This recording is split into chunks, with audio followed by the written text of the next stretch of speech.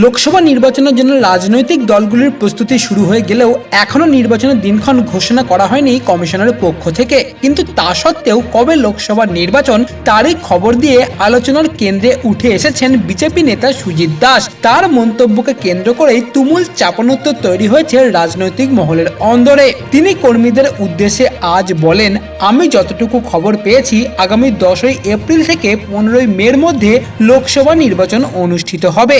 মোট 8 দফায় এই নির্বাচন হতে চলেছে। প্রতিটি দফার নির্বাচনে রাজ্যের একাধিক লোকসভা কেন্দ্রে নির্বাচনের দিন থাকবে। তবে 2-1 দিনের হেরফের হতে পারে।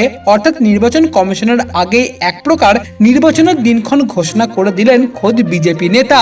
তবে ভরা সভায় এইভাবে বিজেপি নেতার ভোটের দিনক্ষণ ঘোষণা নিয়ে রীতিমতো রাজনৈতিক চাপানোত্তর তৈরি হয়েছে সমস্ত মহলেই। সরব হয়েছে রাজ্যের শাসক দল তৃণমূল বলেছে, এতেই বোঝা যায় বিজেপি সরকার সমস্ত ক্ষেত্রে প্রভাব খাটানোর চেষ্টা করছে। তবে উল্লেখ্য, এখনো পর্যন্ত কমিশনের তরফ থেকে ভোটের দিনক্ষণ নিয়ে কোনো রূপ ঘোষণা করা হয়নি।